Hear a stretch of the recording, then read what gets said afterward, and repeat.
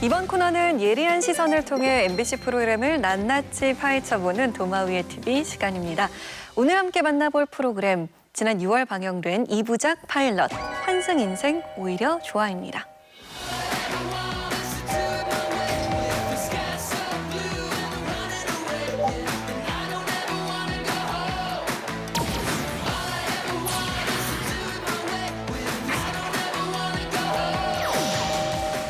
여러분의 환승을 책임질 환승센터장 장윤정입니다. 네, 그래요. 환승센터 직원 이찬원입니다. 반갑습니다. 안녕하세요. 저는 배우 허영란입니다. 여자라면 그런 남편 바라는 거. 넌 그런 상상 안 해?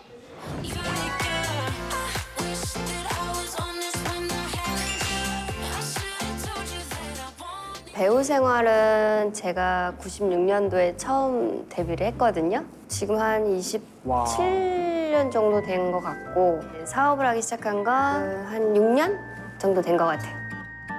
안정적으로 결혼 생활을 했었으면 좋겠다라는 생각에 그래서 이제 셀프 세차장도 했고 커피도 드시고 할 수 있는 그런 시스템으로 하게 된 거죠. 아니 사업을 크게 하시네. 그러게요. 세차장 굉장히 크네요.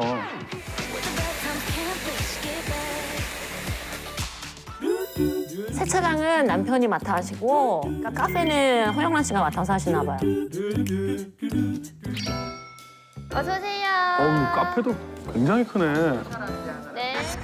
오렌지 주스요? 수박 주스 2잔이요? 네. 청포도 에이드. 네, 맛있게 드세요. 드라마에서 얼굴 보고 싶어요. 아, 네. 저도 연기 이제 서울 가고 근데 이제 싶어요. 이렇게 알아보는 팬분들이 계신 거예요. 아우, 그럼 기분 좋죠.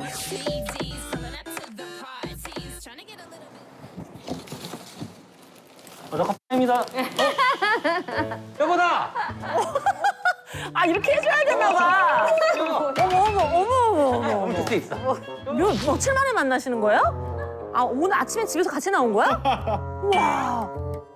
오늘 자기 찾는 손님 되게 많았어. 허영란 씨 카페 아닌가요? 사장님 안 계세요, 사장님? 근데 손님들 중에 연기하는 거 보고 싶어요. 막 이런 거 되게 많았어. 여보 나도 보고 싶어. 근데 이게 너무 안 하니까 확실히 점점 잊혀져 가나 하는 막 이런 게 좀 있어. 그래서 좀 할 딜레마죠. 때도 있어. 그럴 때 뭐 하고 싶어? 바이크지. 바이크. 바이크? 혼자 보내기가 불안하더라고요. 그래서 진짜 오토바이 오자도 모르는데 그냥 땄어요. 같이 다니려고. 그래 차라리 이렇게 같이 하면 좋다. 여보, 나 세차장 주인이야. 덜덜덜. 편하지? 근데 진짜 어머 너무 재밌게 사신다 이분. 그러게요. 많이 답답해? 조금. 근데도 희로애락을 진짜 다 느끼는 것 같아. 다양한 사람 만나. 그럼 자기 마지막은 바이크 카페야? 꿈이? 세차 타워지. 세차 타워? 그럼 우리 서울 안 가? 아니지. 그치. 우리 서울로 가야지. 그렇지. 우리는 본업이 연기니까. 그리고 우리가 제일 자신 있는 것도 연기지, 그지? 연기지. 자기도 그렇지. 그럼. 그래, 서울 가자. 짠! 짠. 완샷. 100세 시대, 은퇴 후 제2의 인생을 준비하는 사람들이 늘고 있는 상황에서 기획된 환승 인생 오히려 좋아는 행복을 찾아 새롭게 이력서를 쓴 사람들의 이야기를 담고 있는데요. 위원들은 어떻게 보셨어요? 저도 환승을 중간에 한번 해본 입장에서 본다면 이 환승을 생각할 때 정말 내가 좋아하는 일로 돈도 벌고 뭐 여유 있게 잘 살 수 있을 거라는 희망도 있지만 또 사실은 그렇게 자신감이 없어질 때가 있어요. 그래서 그 희망과 절망 사이를 무수히 왔다 갔다 할 때 좀 심각하지도 않으면서 좀 편안하게 환승을 관찰해 볼 수 있었던 것, 그런 점에서 장점이 있지 않나 하는 생각이 들었는데요. 요걸 가능하게 했던 것들이 저는 출연진들의 다양한 사연인 것 같아요. 정말 꿈을 찾아서 간 경우도 있고 있지만 어쩔 수 없는 상황에서 새로운 삶을 찾아간 경우도 있고 또 지금 자기가 잘 하고 있는 분야가 있는데 또 다른 새로운 분야를 개척한 경우도 있고 그래서 이런 각각의 경우에서 그 환승의 이야기들을 이렇게 들려주니까 보는 사람 입장에서는 아, 환승이란 것이 꼭 하나의 길만 있는 건 아니구나 이런 생각을 할 수 있었던 것 같은데요. 다만 아쉬웠던 거는 사실 환승이라는 것이 좀 늦게 시작할 수도 있고 환승 이후에 그것이 짐이 될 수도 있거든요. 그래서 그런 면에서는 환승 과정에서 어떤 점들이 어려웠고 그것을 어떻게 해결했는지 구체적으로 그런 것들을 잘 전해준다면 이 환승이라는 것을 조금 더 깊게 공감할 수 있지 않았을까 해서 그 점이 저는 좀 아쉬웠습니다. 인생의 다양한 행로를 모색하는 사람들을 보여주면서 거기에서 우리가 앞으로 어떻게 살아갈 것인가에 대한 영감을 주려고 하는 기획 의도는 굉장히 긍정적이었다고 봅니다. 아마도 이런 기획 의도에 공감하는 분들이 많았을 것 같고 나는 앞으로 나의 인생을 어떻게 계획할 것인가 교훈을 얻은 분들도 있을 것 같아요. 그런데 다만 이런 기획 의도에 비해서 내용 구성이나 출연자들의 면면은 조금 의아한 면이 있었어요. 이 환승이라는 주제에 초점을 맞추기보다는 약간 휴먼 다큐멘터리 같은 설정이라고 느껴졌어요. 그들의 일상이 그렇게 쭉 펼쳐진 거죠. 요새는 무엇을 하고 있고 어떤 일을 하고 있고 이런 것들을 보여주니까 약간 다른 리얼리티 쇼와 차별점이 없다라고 여겨졌거든요. 출연자의 경우도 환승에 초점을 두기보다는 엔잡러에 약간 초점을 둔 경우가 많았어요. 뭐 배우 부부이면서 동시에 세차장과 카페를 운영한다라든가 혹은 뭐 놀이공원을 운영하지만 사실은 배우라든가 뭐 이런 식의 엔잡러 쪽에 초점을 맞추다 보니까 아 그럼 이게 환승에 대한 이야기인가? 라는 약간 의문이 있었던 거죠. 반드시 환승을 했다고 해서 행복과 여유를 찾아서 가는 것만이 아닌데 사람들이 그럼에도 환승을 하는 이유는 인생 과업이라는 측면에서 유의미한 일을 하고 싶다라는 그 열망이 클 텐데 그 부분에 대한 약간 관점은 부족하지 않았나 싶습니다. 저는 이제 환승 인생 그러면 이제 아직 규정이 안 된 단어라고 생각해요. 지금 사회가 좀 바뀌어 나가고 있는 상황이고 거기에서 지금 삶의 라이프 스타일이 좀 바뀌는 거라 엔잡러도 다 포함되는 것 같고 파이어족도 다 포함되는 것 같고 그래서 다 포괄하는 느낌의 환승 인생 아니었나 생각이 좀 들었어요. 그렇기 때문에 기획 의도 자체는 이 프로그램이 초점은 잘 맞춰서 한 게 아닌가 하는 생각을 좀 하게 된 부분이 있었습니다. 그리고 또 한 가지 이제 그 나이가 좀 있는 분들만 이런 생각을 하는 게 아니라 젊은 세대들도 다양한 직업을 같이 하고 싶은 그런 욕구들이 좀 있어서 그런 측면에서 보면 좀 폭넓게 좀 소구점을 가져갈 수 있는 부분들이 아니었나 생각도 좀 들었습니다. 전반적으로 좀 아쉬운 지점은 연예인들의 인생 이막으로 좀 많이 채워진 부분들이 있다라는 것. 일단 시선을 좀 끌어야 되고 뭔가 좀 화제성도 좀 만들어야 되기 때문에 연예인들이 나온 부분들이 좀 이해는 되는 부분은 있는데 그들의 인생 이막이 일반인들한테도 공감을 줄 것인가 여기에 대해서는 좀 의구심이 들어서 제작진이 좀 생각을 해볼 필요가 있지 않나 생각이 들었습니다. 이번엔 좀 더 세부적인 이야기 나눠보겠습니다. 세차장과 카페 운영자로 변신한 배우 허영란 씨를 시작으로 직장인 생활을 접고 과감하게 양양으로 떠나서 서핑숍을 운영하고 있는 두 부부의 이야기까지 인생 환승 선발대들의 리얼한 삶이 소개됐습니다. 그중 가장 인상 깊었던 환승 라이프의 주인공은 누구였나요? 저는 처음 사례자로 출연했었던 허영란 씨의 사례가 인상적이었는데요. 두 분 다 이제 부부가 그 연기를 하는데 여배우가 세차장? 여배우가 세차를?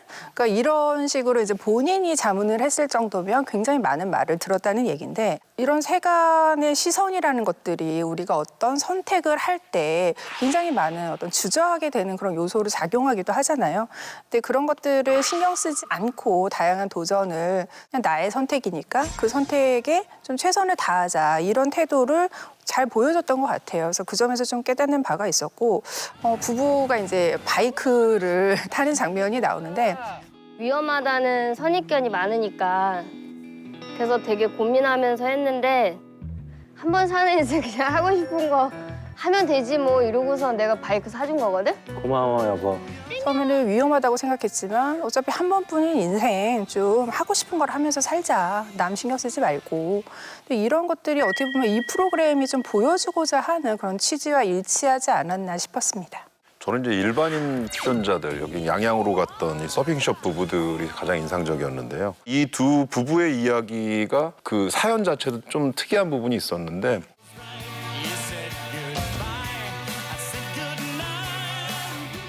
사실 매주 오게 되면 숙박비가 되게 비싸거든요. 텐트를 쳐서 이제 하게 되었는데 바로 옆 텐트에 어머나, 운명일세. 우와. 우리랑 좋아하는 게 같으니 뭐 서핑에 관련돼서 얘기도 하고 이렇게 지내다 보니까 같이 하면 어떨까? 와, 가족 같겠네. 직업을 선택하는 데 있어서 굉장히 심각하게 접근한다기보다는 이런 우연적인 계기들에 의해서 선택할 수도 있다라는 측면들을 좀 보여준 것 같아서 재미난 부분들이 좀 있었던 것 같고요.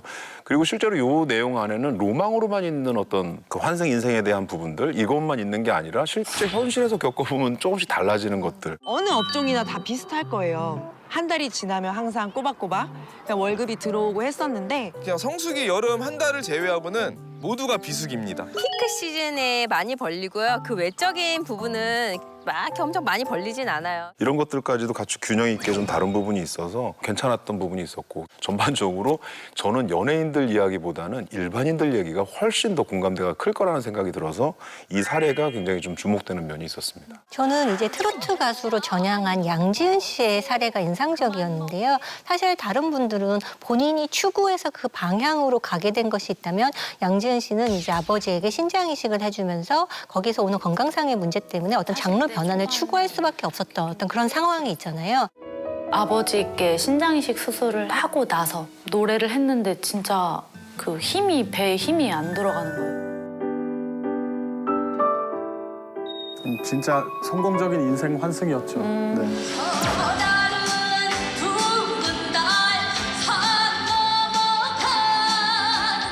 이 목소리를 정말 장점으로 봐줄 수 있는 곳에 내가 가서 한번 해보자.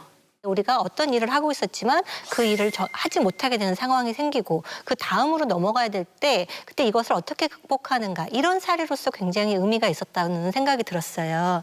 그리고 특히 이 에피소드에서 약간 중점적으로 여겨졌던 게 어떤 굉장히 정서적인 부분이었는데요. 뭔가 우리가 환승을 할 때 중요한 것이 무언가라고 생각하면 결국은 주변 사람의 이해와 지지잖아요. 누가 나를 지지해주지 않으면 내가 새로운 인생을 바꾼다고 할 때 굉장히 어려운 점이 많은데 양지은 씨는 거기서 오는 그런 어려움을 가족에 대한 사랑, 그다음에 스승의 이해, 그리고 팬들의 새로운 사랑 이런 것으로 극복해 나가는 과정을 보여줬기 때문에 굉장히 정서적인 측면이 강화되어서 우리가 생각해 볼 만한 점이 있었다라는 그런 느낌이 들었습니다.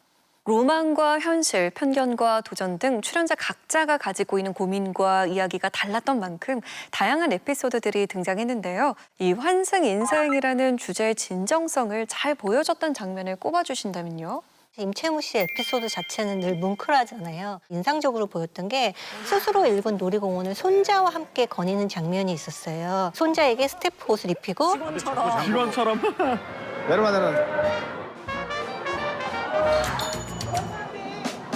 옳지.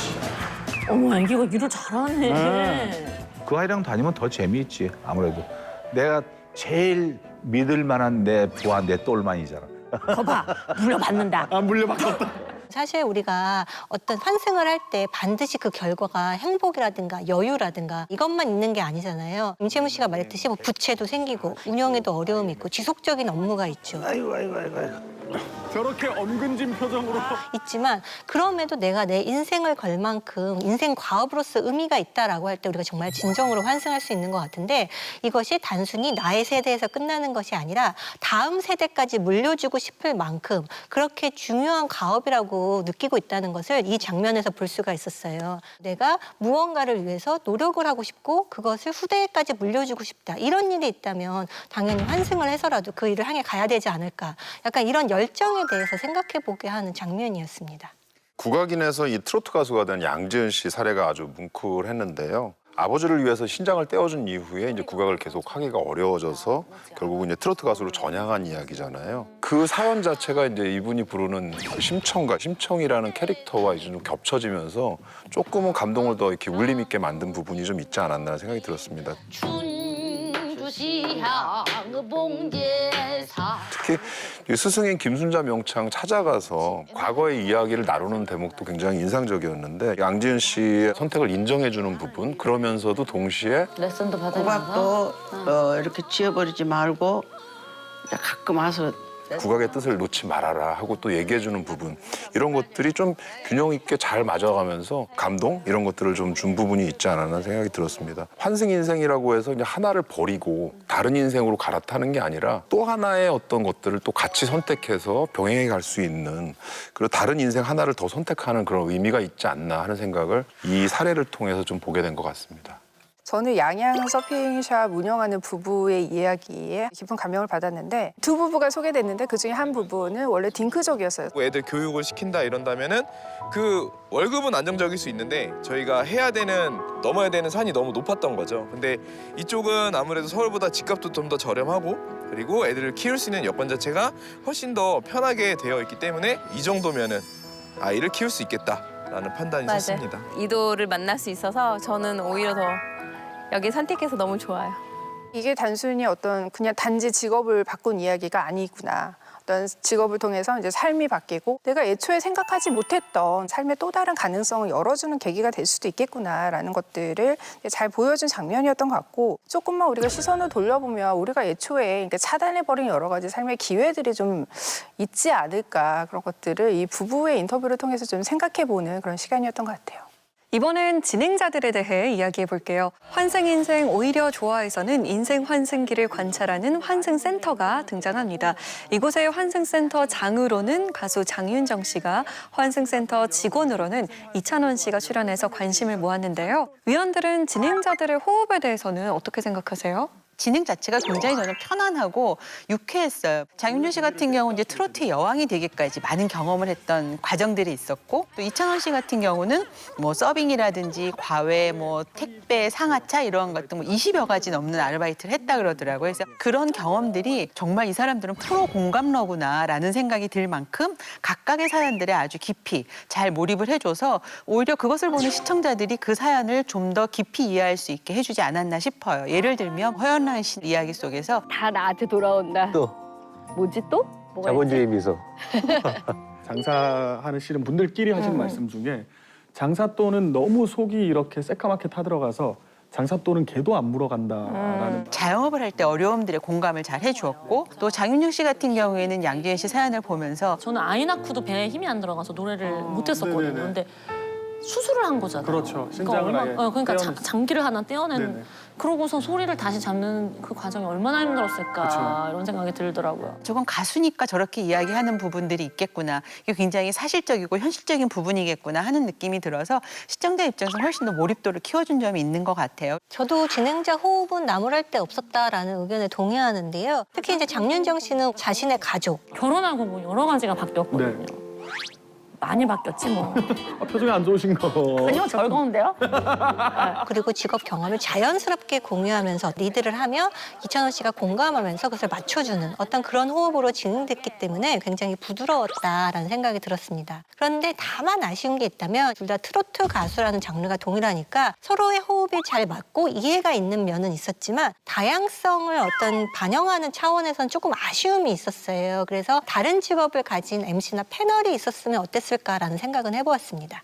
구도부터가 저는 너무 신선했어요. 일단 흔히 생각하는 어떤 관습적인 성별 위계 구도라는 게 있는데 그거를 깬 거잖아요. 연상의 여성 MC가 이렇게 좀 더 주도적인 역할을 맡고 또 연하의 후배 남성 MC가 화면상 오른쪽에 앉아가지고 이제 같이 진행을 하는 그러니까 이런 구도 자체가 굉장히 좀 신선하다는 생각을 했고요. 어쩔 때는 이제 이찬원 씨가 더 주도적으로 장윤정 씨에게 질문을 던지기도 하고 윤정랜드를 하나 만들어보자. 보장랜드를 한번 만들어보자. 그럼 어떻게 기꺼이 투자할 생각이 있으신지. 네가 해라. 이런 서로를 좀 존중하는 그런 진행들이 굉장히 돋보여서 불편함이 전혀 없었고 전체적으로 부드럽고 이렇게 서로를 배려하는 그런 진행이 이루어졌다라는 점에서 저는 되게 좋았고요. 역할 배분 같은 것도 저는 되게 돋보였다라고 생각을 합니다. 새로운 인생을 꿈꾸는 예비 환승객들에게 정보와 희망을 전해주고자 했던 2부작 파일럿 환승 인생 오히려 좋아. 만약에 정규 방송으로 돌아온다면 어떤 점을 보완해야 할까요? 이 포스터를 이렇게 딱 그 오히려 좋아 앞에 보면은 나이 불문, 경력 유관 이렇게 이제 그 붙여 있더라고요. 그래서 그것처럼 연령대도 다양해야 되고 사례도 다양해야 될 것이고 그다음에 그 사연들도 다양해야 되겠죠. 그래서 그러한 것들이 골고루 취해졌을 때 이 프로그램이 경쟁력을 가질 수가 있고 좀 더 많이 시청자들을 유입을 할 수 있지 않을까 하는 생각이 들고요. 이 환승이라는 것이 도피를 위한 그 어떤 희망적인 그런 하나의 그 환상이 아니라 엄격하게 따져보고 그 길을 선택해야 되는 현실이라는 것들을 잘 보여줘야 되지 않을까 싶어서 재미와 함께 환승 인생이 가져가야 되는 진지함 이러한 것들을 어떻게 잘 조화를 시켜낼 것인가 그것이 아무래도 앞으로의 그 관건이 아닐까 싶습니다.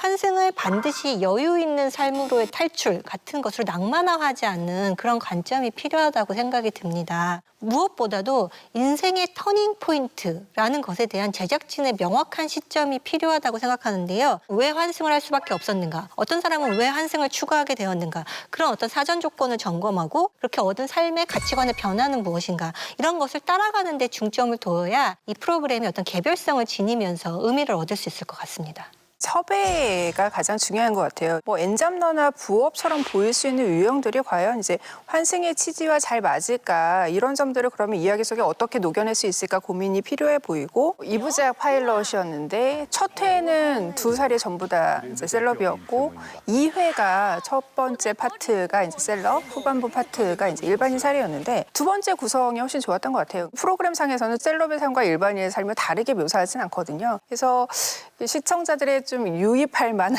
그런 요소로 전반부는 셀럽의 이야기, 후반부는 일반인 구성, 그 2회의 사례를 좀 참고를 했으면 좋겠다는 생각이 들고 다만 그러니까 셀럽이 주인공으로 출연할 경우 자칫한 뭐 스타의 부업 탐구가 된다거나 뭐 은퇴한 스타들의 근황 이야기로 흐를 그런 가능성도 있거든요. 그래서 셀럽의 이야기를 그릴 때 이 점을 조금 조심하면 여러모로 좀 흥미거리가 있는 그런 프로그램이 되지 않을까 생각을 합니다. 적합한 환승 사례를 통해 인생 이모작에 대한 진지한 고민을 담아내는 것이 중요할 것 같습니다. 환승 인생을 살고 있는 이들의 솔직한 경험담과 노하우, 공감을 불러일으키는 이야기들로 다시 만나볼 수 있기를 기대하겠습니다. 자성의 소리와 리얼한 비평을 가감없이 전하는 리얼 비평 탐나는 TV. 날카로운 시청자들의 목소리를 담아서 다음 주에 다시 돌아오겠습니다. 고맙습니다.